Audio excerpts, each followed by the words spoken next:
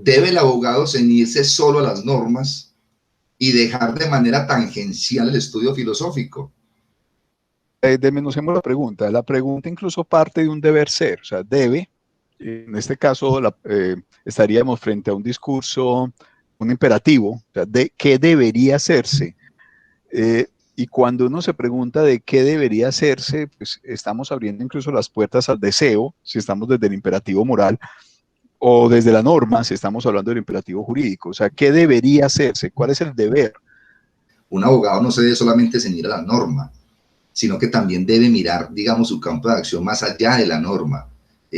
¿Cuáles son las implicaciones filosóficas? ¿Cuál es el tipo de sociedad en la que está inmersa esa norma?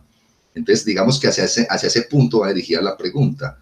Frente a la pregunta podríamos lanzar varias ideas. Una es que yo creería que un abogado, y voy a ser muy enfático en esto, no debería saber solo de normas, porque la realidad va mucho más allá que una norma, pues, y más en países como Colombia, donde la ineficacia del derecho es un tema angustiante, Claro. y Latinoamérica también, por no hablar de otras latitudes. Y un abogado que solo sabe normas, pues se suele decir que termina siendo como una especie de, no sabría encontrar bien la palabra, muchos profesores suelen decir que termina siendo un técnico, pero realmente es que los técnicos tampoco son así. O sea, un técnico también tiene que saber de muchas otras cosas. Entonces, realmente no sé bien cuál sería la palabra o cómo podríamos denominar al que solo sabe de normas. Un intérprete. Bueno, no todos son unos intérpretes. A fin de cuentas, la interpretación siempre está, es ineludible. Digamos que es alguien o el abogado que se limita solo al plano de la interpretación normativa, se está autolimitando muchísimo, porque pero se está autolimitando porque existe un andamiaje institucional educativo que le dice que eso es lo que él debería hacer. A su vez, porque hay muchos profesores que solo le enseñan normas, entonces el estudiante lo ve como si eso fuera normal. Es decir, es una práctica aprendida. Esa autolimitación termina siendo una práctica aprendida por un entorno que le dice que eso está bien. Ahora, y está bien en el sentido de que si los abogados supieran solo de normas, bueno, estamos en una sociedad que puede también funcionar con abogados que solo conozcan normas, también habría que decirlo. Lo que yo considero, y esto es lo que me preocupa más, es que estamos en un sistema educativo, pensando en el derecho específicamente, que ni está formando bien a los abogados para que sepan más de normas, ni tampoco los está formando para que sepan de normas. El sistema educativo colombiano en la parte jurídica tiene muchísimos vacíos. Mauricio García Villegas el año pasado trabajó este tema sobre la educación legal en Colombia y sus conclusiones son terribles. O sea, nuestra formación jurídica, dicho con otras palabras, si la formación jurídica colombiana formase abogados que solo saben de normas, por lo menos se está formando en algo. Y en cambio, en este momento estamos sacando unos egresados como si esto fuera una fábrica fordista, miles de egresados por una sociedad que no necesita tantos abogados. Y muchos de estos abogados no estarían en condiciones de pasar un examen mínimo de conocimientos jurídicos. No sé si me hice entender con eso. O sea, como que el ideal es que sepa de muchas cosas, además de normas. Si solo sabe normas, bueno, sabe normas. Y eso le permite un desempeño profesional competente. Pero es que yo creo que ya estamos en unos niveles de formación donde ni siquiera estamos garantizando que sepa las normas. Y eso es lo que me preocupa más. Y no tenemos, y no veo en el panorama una institucionalidad pública, o sea, un Estado que esté en condiciones de decir, oiga, voy a ponerle por fin manos a este tema porque es que los derechos se volvieron negocio porque son muy rentables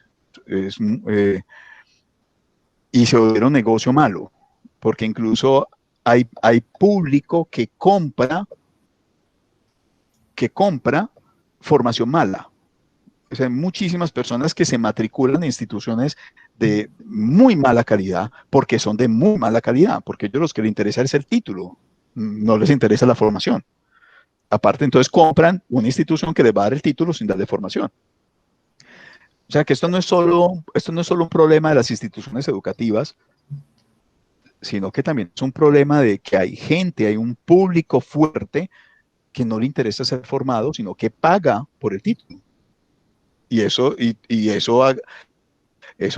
una bola de nieve con efectos sistémicos por todos lados.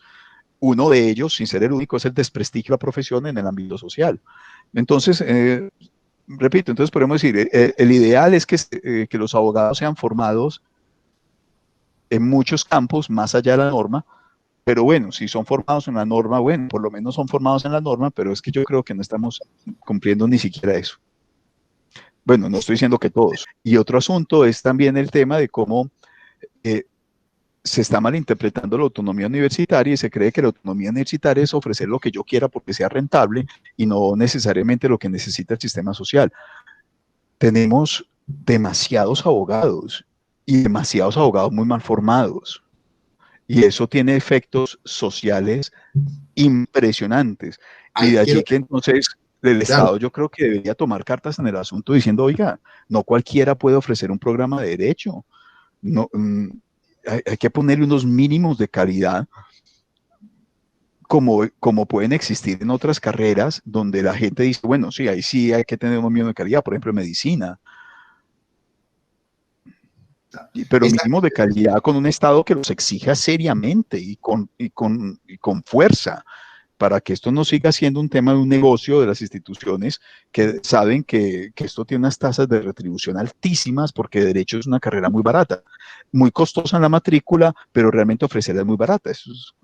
¿Cuál sería, digamos, ese punto suyo cuando dice que los abogados están mal formados? ¿En qué piensa que están mal formados?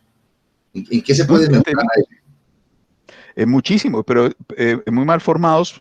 No, realmente aquí podríamos quedarnos porque son muchísimos los temas, pero yo solo voy a colocar un tema de reflexión de los muchos que se han investigado sobre el tema, sí. Pero reitero, este es solo uno. Es que el currículo nuestro está pensado para un sistema jurídico del siglo XIX y no del siglo XXI. Estamos en globalización, estamos en épocas de conexiones mundiales impresionantes y seguimos formando en derecho nacional, pero incluso formamos en derecho nacional, pero con lo mínimo de lo mínimo, pues que también hay que decirlo, muchas instituciones ofrecen lo mínimo de lo mínimo porque porque es más barato. Ni siquiera lo mínimo, sino lo mínimo de lo mínimo. Lo mínimo es lo mínimo porque es muy barato. O sea, entonces dicen, vamos a dar una materia que es importantísima, entre menos horas mejor porque es más barato. Pues, porque como se contrata profesor cátedra, sale más barato. Claro. O sea, cuando ya encontramos este tipo de racionalidad económica aplicado a la formación de los futuros abogados, sabiendo la importancia del derecho para cualquier sistema socioeconómico, es que ya empezamos mal. Pero reitero, estamos en unos currículos que en su mayoría son currículos estilo establecimiento, podríamos decirlo, estancos, perdón, esa es la palabra que está buscando, estilo estanco, pero pensado para un sistema jurídico del siglo XIX. Y eso usted nos dijo que era uno solo, por resumir, que era uno solo de los... digamos, es uno solo, o sea, son muchísimos más, muchísimos más. Claro.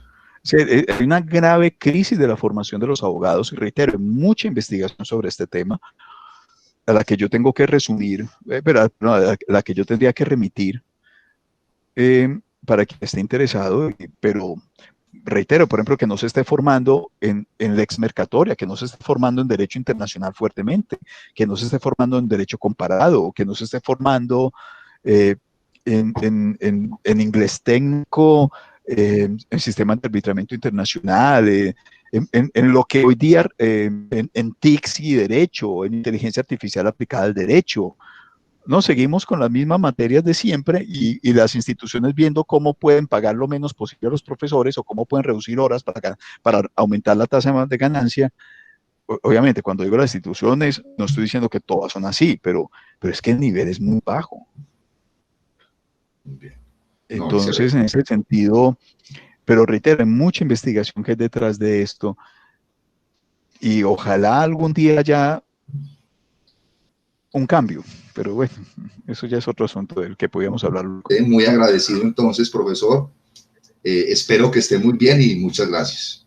Muchas gracias, James.